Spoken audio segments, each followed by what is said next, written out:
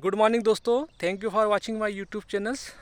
दोस्तों, आज हम मनुष्य के जीवन से जुड़े हुए कुछ महत्वपूर्ण पहलू की बात करेंगे कि मनुष्य हमेशा चाहता है कि उसे सुख मिले, शांति मिले, और उसी सुख शांति के लिए वो हमेशा दिन रात मेहनत करते रहता है। तो दोस्तों, चाहता तो अपनी चाहत को ही है, परंतु उसे इस बात का पता नहीं होता कि वो बेचैन किस बात से, यानी सुख और शांति की तलाश में तो जा रहा है, पर वो उसके अंदर वर्तमान में उसकी जो बेचैनी है वो अपने बेचैनी को नहीं जानता। तो दोस्तों, जब तक हम अपने अंदर हम जिसको चाहते हैं उस चाहत को, लेकिन उस चाहत के पीछे हमें कौन सी ऐसी चीज़ है जो हमें रोकती है उस परम चाहत के ओर जाने के लिए, तो दोस्तों जब तक हम अपनी उस चीज़ को नहीं समझेंगे तब तक हम कैसे उस सुख और शांति की ओर बढ़ेंगे। तो दोस्तों, ये सबसे पहले हमें वी शुड एक्सेप्ट कि we are living with the, कहना चाहिए, अशांति के साथ। दोस्तों, जब तक हम ये नहीं समझेंगे कि हमारी अशांति क्या है, हमारी दुख क्या है, तब तक हम अपने जीवन को कैसे समझेंगे, हम उस परम को कैसे समझेंगे। तो दोस्तों, ये जीवन मिला ही हमें है कि अपने स्वयं के दुखों को जानना, स्वयं के बंधनों को जानना, तभी हम उस शांति तक पहुंच पाएंगे। तो दोस्तों, इसी को हम समझते हैं कि हम बचपन से ही, जब बच्चा पैदा होता है दोस्तों, तब से ही वो अपनी एक पार्श्विक वृत्तियों के साथ पैदा होता है। मैं इसे पार्श्विक वृत्ति भी नहीं कहूँगा, मैं इसे कहूँगा कि बच्चा वृत्तियों का, यानी पूरी पार्श्विक वृत्ति का बच्चा ही पैदा होता है, यानी वो वृत्ति ही बच्चा बन के पैदा होती है। तो सोचिए दोस्तों, यानी वो वृत्ति जो पार्श्विक, जो एनिमल टेंडेंसी, उसको लेकर हमारा जन्म हुआ है। तो हम पहले बचपन से ही हम बीमार हैं और हम जानते ही नहीं कि हम कौन है, क्या है, यानी हम सारा जो एनिमल टेंडेंसी जो है, जो वो एनिमल टेंडेंसी हमारे अंदर दो प्रकार से विद्यमान है। एक बायोलॉजिकली, खाना पीना सोना सेक्स, और एक मानसिक रूप से काम क्रोध लोभ मोह मद मात्सर्य। दोस्तों, इस प्रकार से ये वृत्तियाँ हमें के साथ हमारा जन्म हुआ है, और इसी के साथ एक अशुद्ध मैं जो अपने, क्योंकि ये सारी वृत्तियाँ किसी के लिए होती है, जीव के लिए होती है, जो मैं बोलता है। एक मैं अपना अहम भाव आरोपित करता है इन वृत्तियों के साथ, जिसे उसको बोलते हैं इम्प्योर आई, यानी अशुद्ध मैं। और ये अशुद्ध मैं ही हमेशा इन वृत्तियों के साथ अपने आप को मैनिफेस्ट करता है। और दोस्तों, यही वृत्तियाँ, क्योंकि वो जो अहम भाव है, जो मैं है, वो कुछ नहीं है, वो एक प्रकृति का एक एलिमेंट है जो अज्ञान है, जो उसको ढूंढने जाओ तो वो कहीं नहीं मिलेगा, लेकिन वो अपनी एक वृत्तियाँ ही अपने आप स्वयं में अहम भाव को प्रकट करती है। यानी जो मैं है, वो जो हमारे अंदर जो हमारी पार्श्विक वृत्तियाँ उठती है, तो उसके अंदर से एक अहम भाव उठता है। तो दोस्तों, वो अहम भाव ही हमारे लिए दुख का निर्माण करता है। क्योंकि जब आप बोलते मैं, मुझे गुस्सा आ रहा है, मुझे कोई चीज़ चाहिए, तो ये जो भाव है ये अपूर्णता का भाव है। और हमारे अंदर जब हम पैदा होते हैं तो एक अपूर्णता, असुरक्षित और असुरक्षा के भाव में पैदा होते हैं, और इनकम्प्लीटनेस यानी अपूर्णता हमें कुछ पूर्ण होने के लिए कहती है। तो दोस्तों, वास्तविकता में ये है कि हम पूर्ण ही हैं, यानी हम जो पार्श्विक वृत्ति के रूप में भी यहाँ आए हैं, तो हम चेतना के आधार पर पूर्ण ही है। परंतु जो पार्श्विक वृत्तियाँ हैं वो हमें एक बीमारी के रूप में हमें मिली है, हमारा बीमारी के रूप में हमारा जन्म हुआ है। परंतु दोस्तों, उस परमात्मा ने हमें एक चेतना स्वरूप दिया है, हमें चेतना का एक अधिकार दिया है जो अन्य जीव जंतु को नहीं मिला हुआ है। चेतना का अधिकार मतलब चुनाव का अधिकार। चुनाव का अधिकार मतलब कि वी कैन अंडरस्टैंड, यानी वी कैन टेक डिसीजन कि where we want to go Ram side और we want to go Ravan side. तो दोस्तों, ये चुनाव का अधिकार जो है ये हमारी चेतना को हमें है कि हमें अपने पार्श्विक वृत्तियों के साथ रहना है, या हमें कुछ अपनी इन पार्श्विक वृत्तियों को समझकर आगे बढ़ना है। तो दोस्तों, हमारे अंदर जितनी भी जो हमारी पार्श्विक वृत्तियाँ है, कि हमारे सारे अज्ञान उन्हीं से हमारे अंदर उठते हैं, हमारी सारी बीमारियाँ उन्हीं के अंदर से उठती है। तो दोस्तों, समझाने वालों ने हमें, हमारे फिलासफ़रों ने, हमारे वैदिक ऋषियों ने, मुनियों ने, संत महात्माओं ने हमें समझाया है कि जो ये शरीर जो जड़ है, ये जड़ के में ही एक शरीर है जिसके अंदर पार्श्विक वृत्ति बैठी है और एक साइड में चेतना बैठी है। तो दोस्तों ये दोनों ही इस शरीर से ही उठते हैं, शरीर और चेतना। तो शरीर चेतना भी शरीर से ही उठती है। तो दोस्तों पर चेतना हमारे अंदर उस परमात्मा का एक ऐसा दिव्य प्रकाश है जो हम अहम बैठा है, उसके लिए एक फैसिलिटी है कि वो उस परमात्मा के दिव्य प्रकाश में, क्योंकि दोनों ओर जाने के लिए उसी परमात्मा का प्रकाश चाहिए। सत्य की ओर जाना है तो भी उसी का प्रकाश चाहिए, और प्रकृति की ओर जाना है तो भी हमें उसी का प्रकाश चाहिए। तो दोस्तों it is up to us कि मतलब where we want to go, it is depend on the अहम कि वो किधर जाना चाहता है। और दोस्तों ये उससे चुनाव का अधिकार है कि वो बीमारी को चुनना चाहता है या स्वास्थ्य को चुनना चाहता है। तो जब हम लेकिन 90% दोस्तों 99% लोग हमेशा प्रकृति को ही चुनते हैं। दोस्तों कारण उसका ये क्योंकि हमारा पैदा ही हम पार्श्विक वृत्तियों के साथ होते हैं, और हमारा अभी वर्तमान में उतना इवोल्यूशन भी परफेक्ट नहीं हुआ है कि हमारा ऑब्जर्वेशन भी इतना परफेक्ट नहीं हुआ है, सेल्फ रिफ्लेक्शन भी इतना परफेक्ट नहीं हुआ है कि we can understand about the animal instinct, so that we are moving toward the animal tendency. So दोस्तों God has given the one consciousness to understand the animal tendency. तो दोस्तों इसी के लिए हमें भगवान ने चेतना दी है कि हम समझ सकते हैं, क्योंकि हम समझ के प्राणी हैं दोस्तों। चेतना मतलब चेतना का स्वभाव होता है आनंद, प्रेम, करुणा, बोध। इसलिए बोला चेतना आनंद धर्मी होती है। चेतना मतलब जैसे हमारा शरीर भोजन के लिए भोजन चाहिए शरीर को, वैसे ही हमारे मानसिक चेतना, जो मानसिक जगत में जो चेतना बैठी होती है, उससे चाहिए विजडम लिटरेचर। और दोस्तों जब तक हमारी विजडम लिटरेचर, जब तक हमारी शिक्षा हमारे जीवन में नहीं आएगी, तब तक हम इन पशु वृत्तियों से मुक्त नहीं हो सकते दोस्तों। इसीलिए हमारे ऋषि मुनियों ने हमें एक बृहदारण्यक उपनिषद में जो महावाक्य है, अस्तो माँ सद्गमय, तमसो माँ ज्योतिर्गमय, मृत्युर्माँ अमृतम गमय। दोस्तों ये बहुत ही रिलेवेंट मनुष्य के लिए महावाक्य है, और आज से 4000 साल पहले, 3000 साल पहले जो ये महावाक्य ऋषियों ने हमें दिया, इसकी कुछ तो प्रासंगिकता हमारे आज मनुष्य के जीवन में है। तो दोस्तों हम यही है कि हम असत्य में पैदा होते हैं, इसलिए हमें सत्य चाहिए। हमें अज्ञान में पैदा होते हैं, इसलिए हमें प्रकाश चाहिए। अज्ञान में पैदा होते हैं, इसलिए हमें ज्ञान चाहिए। अंधेरे में पैदा होते हैं, इसलिए हमें प्रकाश चाहिए। मृत्यु में पैदा होते हैं, इसीलिए हमें अमृत चाहिए।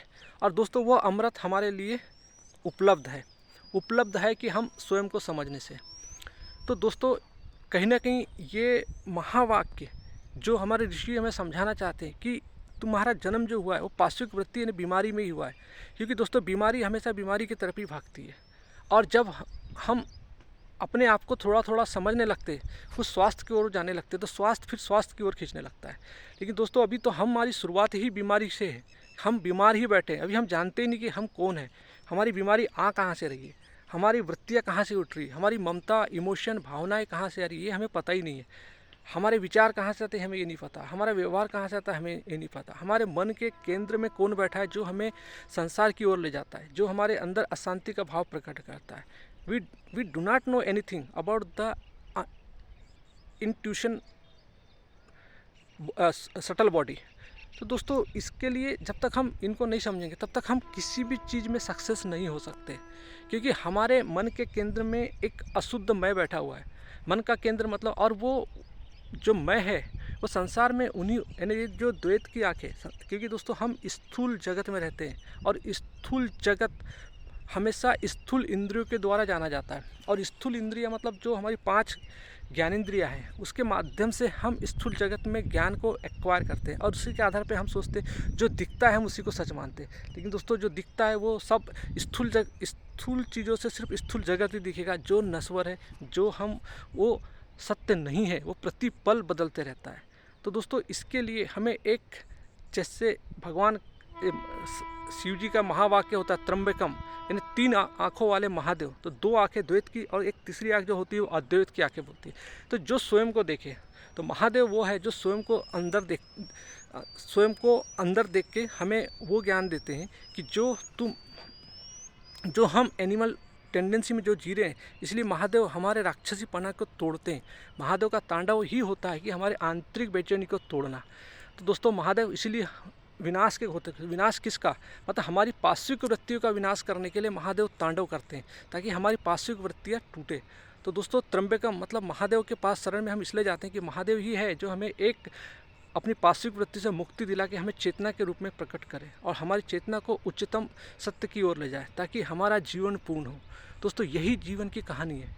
तो दोस्तों हम किसी भी चीज़ को, यदि हम किसी भी समाज का निर्माण करना चाहते हैं या किसी भी जीवन का उत्थान करना चाहते हैं, तो इसके लिए दोस्तों हमें स्वयं को समझना होगा। जब तक हम स्वयं को समझेंगे नहीं, तब तक हमारा जीवन का विकास नहीं हो सकता।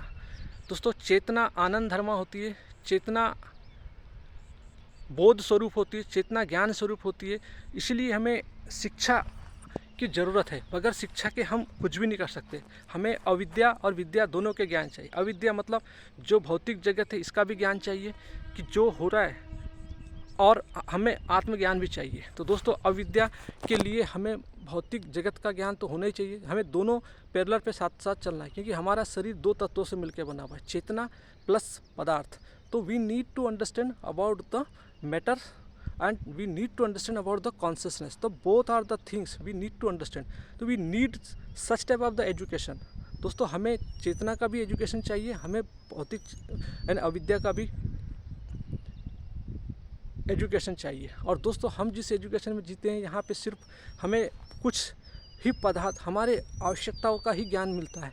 हमें हमारी चेतना संपूर्ण ब्रह्मांड, हमारे अंदर मिनी ब्रह्मांड हमारे माइंड में है, लेकिन हम उन संपूर्ण ज्ञान के लिए अपने आप को परिपक्व नहीं करना पाते हैं। दोस्तों यही कारण है कि आज मनुष्य को एक एजुकेशन के लिए कम से कम 22 से 25 साल लगते हैं कि एक थोड़ा सा एजुकेट होने के लिए। तो सोचिए कि हमारे अंदर कितना मतलब इनफाइनाइट पॉसिबिलिटी है कि we can nurture our mind. तो दोस्तों हम ही एक ऐसे प्राणी जिसको 24 साल की शिक्षा लगती है, उसके बावजूद भी हम परिपूर्ण नहीं हो पाते। दोस्तों अगर हम परिपूर्ण होते तो आप जो अच्छे प्रशासनिक लेवल पे, अच्छे चिकित्सा लेवल पे, या अच्छे पॉलिटिक्स लेवल पे, या अच्छे इस पे लेके दिया, वो एक सोसाइटल नहीं होते, सुसाइड नहीं करते, या उनके घर में वाद विवाद जैसे चीज़ों में नहीं फंसते। तो दोस्तों इसके पीछे कारण रीज़न ये होता है कि हमारे अंदर जो एनिमल इंस्टिक्ट जो है, हम उसको बिल्कुल भी नहीं समझते, उसका ज्ञान हमारे अंदर बिल्कुल भी नहीं। और क्योंकि वो हमारी प्राकृतिक वृत्तियाँ, प्राकृतिक के आधार पर चलती है। ये ब्रह्मांड पूरा कहना चाहिए एक पूरा एक गुत्थम गुत्था है, यानी एक चीज़, यानी कोई भी चीज़ ऐसी नहीं है जो कनेक्टिविटी, ये ब्रह्मांड संपूर्ण जुड़ा हुआ है, यानी ये पदार्थ और ऊर्जा के रूप में ही निर्मित है। दोस्तों अब तो क्वांटम, अब आधुनिक फिजिक्स के, क्लासिकल फिजिक्स की जगह अब आधुनिक फिजिक्स आ गई, जिसमें कहा गया है कि जो पार्टिकल्स यानी वेव्स, और पहले जब हम फिजिक्स पढ़ते थे तब पदार्थ और ऊर्जा की बात हुआ करती थी। दोस्तों अब क्वांटम फिजिक्स आने के बाद पदार्थ पार्टिकल्स में चेंज हो गया है और ऊर्जा वेव्स में हो गई। और ऊर्जा, जब तक हम किसी भी वस्तु की ओर नहीं देखते तो वो वस्तु ऊर्जा के रूप में गति करती है, और जब हम देखते हैं तो वो वस्तु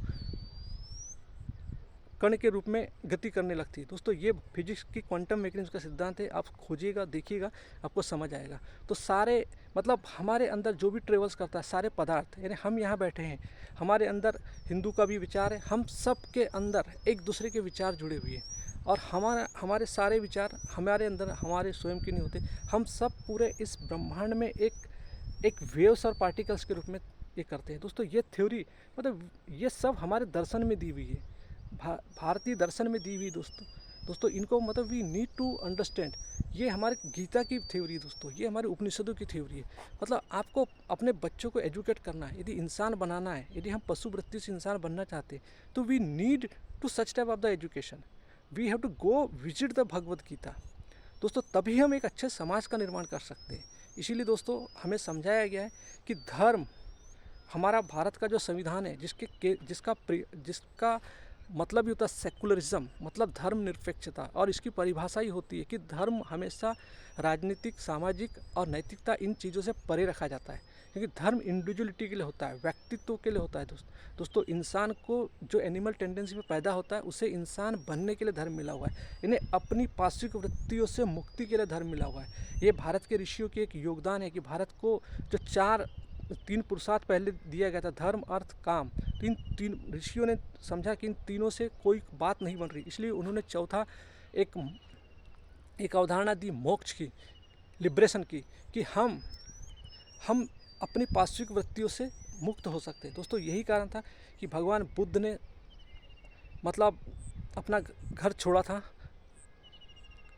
और तपस्या की थी और जाना था कि उन्होंने यानी 4 आर्य सत्य जाना था कि मनुष्य का जीवन ही दुख है और बुढ़ापा ही दुख है और बीमारी ही दुख है और मृत्यु ही दुख है। और दोस्तों उन्होंने और तपस्या करके ये भी जाना था कि इसका कारण ढूंढना था कि इसका कारण सबसे बड़ा अज्ञानता है, कामना है, तृष्णा है।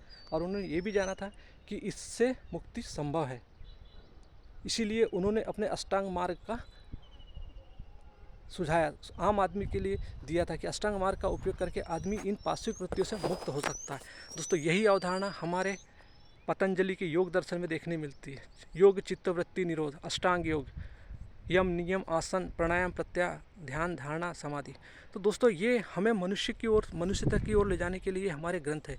और जब तक हम किसी भी चीज़ समाज का निर्माण करना चाहते हैं तो दोस्तों वी हैव टू अंडरस्टैंड कि पहले हमको स्वयं को एजुकेट होना पड़ेगा, क्योंकि हम सबके मन के केंद्र में अहम बैठा हुआ है, अशुद्ध मैं बैठा हुआ है और वो हमेशा चाहता है मैं करके, यानी एक पोजीशन लेना चाहता है, अपने आप को कुछ दिखाना चाहता है। दोस्तों वो क्योंकि अपूर्णता में उसको लगता है मैं ये बन जाऊँ तो मुझे पूर्णता मिल जाएगी, मुझे वो मिल जाए, वो प्रॉपर्टी मिल जाए, मुझे ये पद मिल जाए तो मैं संतुष्ट हो जाऊंगा, मुझे वो राजनीति पद मिल जाए तो संतुष्ट हो जाऊंगा, मुझे संसार के चीज़ों का भोग मिल जाए तो मैं संतुष्ट हो जाऊंगा, मुझे पहाड़ों को भोगने मिल जाए तो मैं संतुष्ट हो जाऊंगा। इसलिए दोस्तों आज जितनी भी जो नदियों को भोगने का काम, खनिजों को भोगने का काम, वन को भोगने का काम, पूरी पृथ्वी को आज हमारी इस पार्श्विक वृत्तियों ने पूरा भोग दिया है। मनुष्य की पार्श्विक वृत्ति ही आज इस संसार के क्लाइमेट दर के लिए रिस्पॉन्सिबल। वो 1% लोग ही है जो मनुष्य को आज पूरी तरह से मानसिक रूप से गुलाम बना चुके हैं। दोस्तों मैं इसमें 2 पहलू जो आदमी को आज पूरी तरह से उनके घर में जाके कैद कर चुके हैं। दोस्तों सबसे पहले तो मानसिक रूप से हम मनुष्य जो हम एक पशु वृत्ति में पैदा होते हैं, हमारा सारा एल्गोरिदम आज मोबाइल जो वैज्ञानिक है उनके हाथ में जा चुका है कि वो सब समझ चुके हैं और उसी के आधार पे वे हमें मोबाइल के आधार पे है ना हम एल्गोरिदम सेट करके हमको मानसिक गुलाम बनाया जा रहा है। और आज दोस्तों हम टीवी माध्यम से, विज्ञापन के माध्यम से हम उनके सूक्ष्मतम रूप से गुलाम होते जा रहे हैं। क्योंकि दोस्तों इसके पीछे कारण ये क्योंकि हम साइकोसोमेट्रिक है, जो वो रईस लोग जानते हैं, जो इंडस्ट्रीज़ वाले वो जानते हैं, वो हमारे वैज्ञानिकों ने, रिसर्चरों ने उनको पकड़ के पैसे देके सब देख लिया है कि आम आदमी को कैसे ललचाया जाए और कैसे अपने शिकार में फंसाया जाए। तो दोस्तों वो हमारे घर में बैठे हुए, आज यही कारण है कि आज आप आंकड़ा उठा के देखिए कि जो शादियों का जो माहौल है, लोगों 20 यानी भारत में जो शादियों का एवरेज है दोस्तों 20 लाख रुपए पर एवरेज शादियाँ हो रही है। इसका कारण ही होता है दोस्तों कि आज हम लोग वो जो भी सेलिब्रिटी है, जो भी स्टार प्लस जी न्यूज़ के माध्यम से जो हमें दिखाया जाता है, जो उनका पहनावा, इंडस्ट्रीज वो सीरियल को बनाता ही डिजाइन करके ताकि आम आदमी उन चीज़ों को खरीदे। विज्ञापन दिखाया ही जाता है कि आम आदमी उन चीज़ों में फंसे।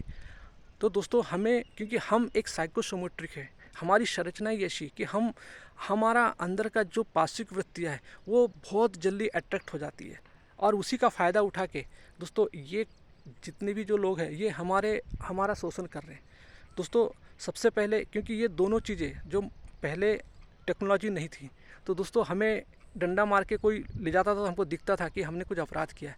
लेकिन दोस्तों आज ऐसा है कि हमें ना डंडा मारने की ज़रूरत है ना कुछ नहीं, हमें परोसा जा रहा है, हमें दिखाया जा रहा है और हम गुलाम बनते जा रहे हैं। दोस्तों यही कारण है आज की क्लाइमेट चेंज में जो हम मांस उत्पादन की ओर जितना हम खा रहे हैं दोस्तों, उससे हमारे अंदर जो प्रोटीन्स है दोस्तों, आज जीता जागता उदाहरण है महाराणा प्रताप जी का, 7.5 फीट का जिसका कद, जो कंद फुंद खाकर पूरे अकबर की सेनाओं से लड़े थे। तो दोस्तों उनको प्रोटीन्स की ज़रूरत नहीं थी, क्या उनके मांस की ज़रूरत नहीं, बगैर मांस खाए उतने लोगों से वो ये कर सकते थे। तो आज हमें अपने मांस खाने के लिए हमारी वृत्तियाँ तर्क देती है कि इतने जानवरों का जो मांस खाने से प्रोटीन्स बढ़ता है। दोस्तों प्रोटीन्स की जो थ्योरी वो हमें शाकाहार भोजन से मिलती है, क्योंकि जैसा हम खाते हैं वैसे हमारे विचार और हमारी सब चीज़ परिवर्तन होते हैं। हमारी चेतना का परिवर्तन भी उसी के आधार पर होता है। तो दोस्तों, हमारी बुद्धि, विषम बुद्धि हमेशा अहंकार के पक्ष में तर्क जोड़ते रहती है। तो दोस्तों कहने का मतलब ये है कि हमारा जन्म जो है वो पाश्विक वृत्तियों के साथ होता है, और जब तक हमें एजुकेशन की ज़रूरत है, आत्मज्ञान की शिक्षा चाहिए, हमें अविद्या और विद्या दोनों शिक्षा चाहिए। और जब तक हम ये नहीं समझेंगे तब तक हम किसी समाज का उद्धार नहीं कर सकते, किसी समाज को अच्छी दिशा में नहीं मोड़ सकते। क्योंकि दोस्तों मन के केंद्र में अहंकार जब तक बैठा रहेगा, अहंकार अपनी अपूर्णता मिटाने के लिए वो उन चीज़ों का भोग ही करना चाहेगा। दोस्तों हमारी संरचना ऐसी बनी है, लेकिन ये है कि हम अपनी संरचना का दोषारोपण नहीं कर सकते, क्योंकि हमें परमात्मा ने चेतना दी है, हमें सुख सुविधाएं दी है, हमें टेक्नोलॉजी दी है। उस परमात्मा की चेतना के आधार पर ही हमें आज मैं आपसे मोबाइल से बात कर रहा हूँ। पर हमें इन टेक्नोलॉजी का भोग नहीं करना है, इनको जीवन में चेतना को उत्थान के लिए बढ़ाना है।